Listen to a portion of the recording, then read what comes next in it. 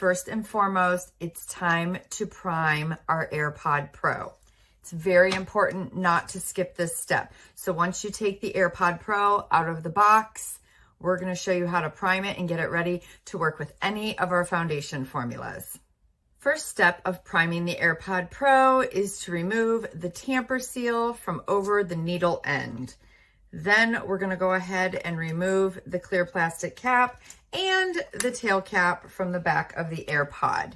Now, once you're ready to go, you just add a drop of your SB cleaner, a drop or two, into the inner well, and you pull the clear plastic loop one time to really make sure everything's moving nice and smoothly.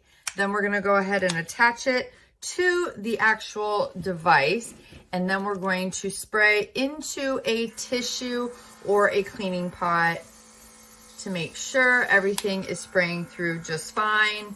And there you are, you're ready to go.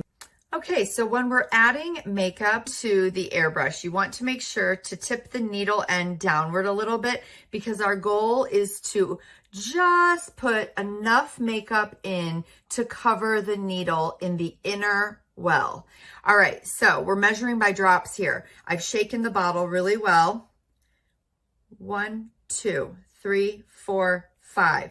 And if you'll see, the needle is covered. So now we are ready to spray. So I've turned it on with a long press. Our key here is, since we've already primed the pod, all we need to do is pull back just slightly on the soft touch control.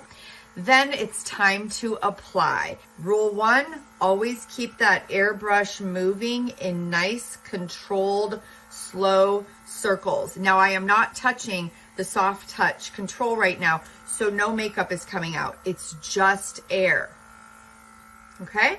And then when it comes time to pull that soft touch trigger back, you just want slow and light. All right, let's start here at the forehead, and I'm about 4 to 6 inches away from the face, overlapping circles all the way around the face. You can pull your hair out of the way.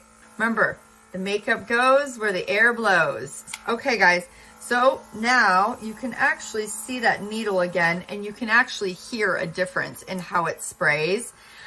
It will actually sound empty, if that makes sense. When you hear that sound, it's ready to either refill with a few more drops of makeup, or it's time to move on to the next shade. Anytime you're going from a darker shade to a lighter shade, you might want to consider using the cleaner in between that shade change, or anytime you're going from a shimmer to a non-shimmer.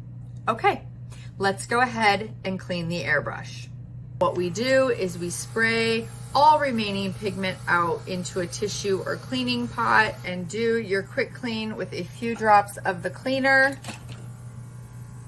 Use your cleaning brush to really make sure no pigment is stuck to the needle or the sides of the inner and outer well, and then spray into the tissue or cleaning pot again.